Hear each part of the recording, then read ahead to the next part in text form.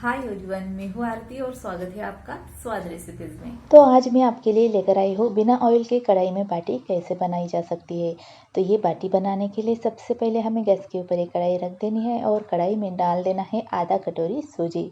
बाटी बनाने के लिए हमें यहाँ पर बारीक वाली सूजी ही लेनी है और इस सूजी को हमें लो फ्लेम पर बस 1 मिनट तक ही भून लेना है। यहाँ पर मैंने सूजी को 1 मिनट तक भून लिया है। तो इस सूजी को हम निकालेंगे एक कटोरी में और यहाँ पर मैंने गेहूं का आटा लिया है। तो इस आटे में हमें डाल देना है हमारी भुनी हुई सूजी। तो यहाँ पर मैंने 3 कटोरी ये गेहूं का आटा लिया है और उसमें हमने आधा कटोरी सूजी डाल दी है। चाहे तो आप इस आटे में आधा कटोरी बेसन भी डाल सकते हो, पर यहाँ पर मैं नहीं डाल रही हूँ। अब इसमें हम डालेंगे आधा चम्मच अजवाइन। अजवाइन को हमें हाथों से रब करते हुए ऐसे डाल देना है। उसके बाद आधा चम्मच नमक डालेंगे, पाव चम्मच बेकिंग सोडा डाल देंगे और बाद में इसमें हमें डाल देना है पाव चम्मच हल्दी। हल्दी डालने से हमारे बाटी का कलर बहुत अच्छा आता है। और बाद में इसमें हम डालेंगे मोहन। तो यहाँ पर हमें 5 टेबलस्पून एकदम गरम किया हुआ वनस्पति घी इसमें डाल देना है। वनस्पति घी की जगह पर आप घी का भी इस्तेमाल कर सकते हो, पर वनस्पति घी से हमारी बाटी अंदर से बहुत ही खस्ती बन जाती है। और घी डालने के बाद हमें इस घी को आटे में चम्मच से मिक्स कर लेना है। और जैसे ही हमारा थोड़ा सा घी ठंडा हो जाता है तो इन सारी चीज़ों को हमें हाथों से रब करते हुए अच्छे से मिक्स कर लेना है। और जैसे ही हमारी सारी चीज़ें अच्छे से मिक्स हो जाती है तो इस आटे को हमें इस तरीके से मुट्ठी में दबा कर देखना है। तो यहाँ पर आप देख सकते हो मुट्ठी में दबाने से हमारा आटा इकट्ठा हो रहा है। इसका मतलब है कि यहाँ पर हमने डाला मोहन एकदम परफेक्ट हो चुका है। अब हमें इस आटे में थोड़ा थोड़ा पानी डालते जाना है और इसका एक टाइट सा डो बनाकर तैयार कर लेना है। तो यहाँ पर मैंने बाटी का डो बना लिया है और आप देख सकते हो यहाँ पर मैंने डो को ना ही ज़्यादा सॉफ्ट बनाया है और ना ही ज़्यादा इस डो को टाइट बनाया है। तो यहाँ पर हमें इसी तरीके से डो बना लेना है और बाद में डो में से थोड़ा सा डो लेना है और इस डो की हमें बेल लेनी है रोटी। तो यहाँ पर हमें इस रोटी को ना ज़्यादा मोटा रखना है और ना ही ज़्यादा पतला बेलना है। तो यहाँ पर हमें मीडियम साइज़ की रोटी बेल लेनी है और बेलने के बाद इस रोटी के ऊपर हमें लगाना है ऑयल।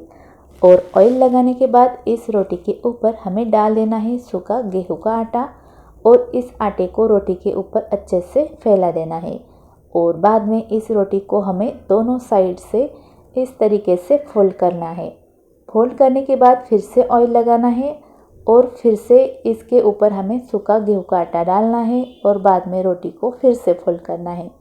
फोल्ड करने के बाद फिर से ऑयल और फिर से सूखा आटा हमें लगाना है और बाद में रोटी को इस तरीके से हमें फोल्ड कर लेना है। और बाद में इस रोटी को हमें साइड से अपने हाथों से इस तरीके से दबा लेना है और दबाने के बाद इस रोटी का हमें अब मोदक बना लेना है। और मोदक बनाने के बाद बस हमें इस डो को दोनों हाथों के बीच में इस तरीके से दबा लेना है। तो यहाँ पर आप देख सकते हो हमारी बाटी रेडी हो चुकी है। यहाँ पर मैं आपको फिर से एक बार दिखाती हूँ। रोटी बेलने के बाद रोटी के ऊपर हमें ऑयल लगाना है।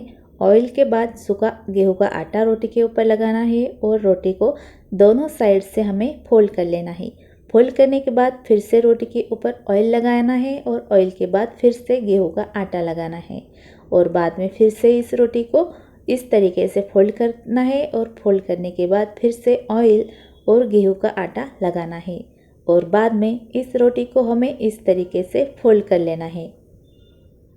और फोल्ड करने के बाद इस रोटी को हमें साइड से अपने हाथों से इस तरीके से दबा लेना है और दबाने के बाद इस रोटी का हमें इस तरीके से मोदक बना लेना है। और मोदक बनाने के बाद इस मोदक को हमें दोनों हाथों के बीच में इस तरीके से दबा लेना है। तो यहाँ पर हमारी दूसरी बाटी भी रेडी हो चुकी है और इसी तरीके से हमें बाकी की सारी बाटियाँ तैयार कर लेनी है। तो यहाँ पर मैंने सारी बाटियाँ तैयार कर ली है। अब हमें इन बाटियों को सीधा नहीं सेकना है, तो हम इन बाटियों को पहले स्टीम कर लेंगे।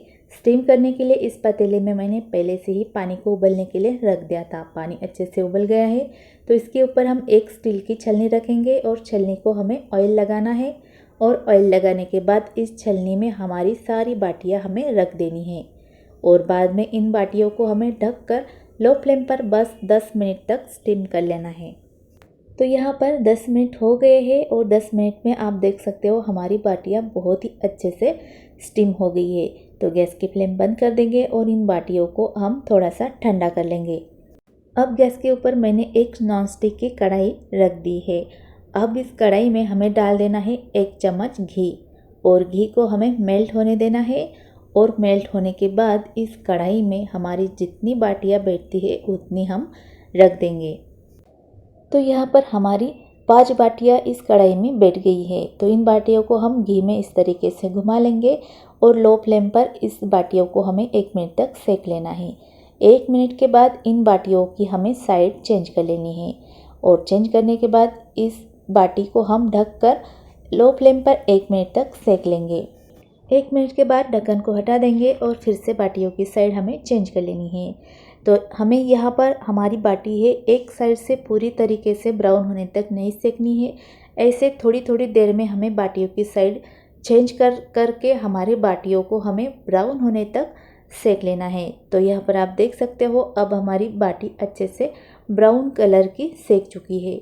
और सेकने के बाद हमें इन बाटियों को साइड से भी अच्छे से सेक लेना है। तो बाटियों को हमें इस तरीके से खड़ा करके सेकना है और थोड़ी थोड़ी देर में इन बाटियों की साइड हमें चेंज करते रहना है। इन बाटियों को हमें सेकने में ही थोड़ी सी मेहनत करनी पड़ती है, पर ये बाटियाँ खाने में बहुत टेस्टी लगती है और ये बाटी बिल्कुल ऑयल फ्री है। बाटी सेकने के लिए हमने बस 1 चम्मच घी का ही यूज़ किया है और 1 चम्मच घी में ही आप देख सकते हो हमारी बाटियाँ बहुत ही अच्छे से सेक चुकी है। और लास्ट में इन बाटी के ऊपर मैं डाल रही हूँ थोड़ा सा घी और घी डालने के बाद इस घी में इन बाटियों को हम इस तरीके से रोस्ट कर लेंगे। और यहाँ पर ये बाटी सेकने के लिए मुझे 7 से 8 मिनट लग चुके हैं और 8 मिनट में ही हमारी बाटी बहुत ही अच्छे से सेक चुकी है। यहाँ पर आप देख सकते हो बिना ऑयल यूज़ किए हमने यहाँ पर हमारी बहुत ही अच्छे से बाटी रेडी कर ली है। और जो बची थी हमारी बाटियाँ उनको भी यहाँ पर मैंने अच्छे से सेक लिया है। तो इनको भी हम निकालेंगे सर्विंग प्लेट में। तो यहाँ पर मैंने प्लेट में बाटियों को रख दिया है और आधी बाटी घर वालों ने खा ली है। और यहाँ पर आप इन बाटियों को देख सकते हो हमारी बाटियाँ बहुत ही अच्छी बनकर रेडी हो गई है। यहाँ पर मैं आपको ये बाटी तोड़कर भी दिखाती हूँ। इन बाटियों को हमने पहले स्टीम किया है और बाद में इनको रोस्ट किया है। ऐसे करने से हमारी बाटी अंदर से बहुत ही खस्ता बन जाती है और बिल्कुल भी कच्ची नहीं रहती है। और इन बाटियों के अंदर आप देख सकते हो ढेर सारी लेयर भी आ चुकी है। तो इन बाटियों को आप एक बार ज़रूर ट्राई कीजिए, ये बाटियाँ बहुत टेस्टी लगती है। और अगर आपको मेरी ये रेसिपी पसंद आई हो तो रेसिपी को लाइक कीजिए और चैनल को सब्सक्राइब करना ना भूलिएगा। फिर से मिलेंगे अगले वीडियो में, तब तक के लिए बाय बाय, टेक केयर।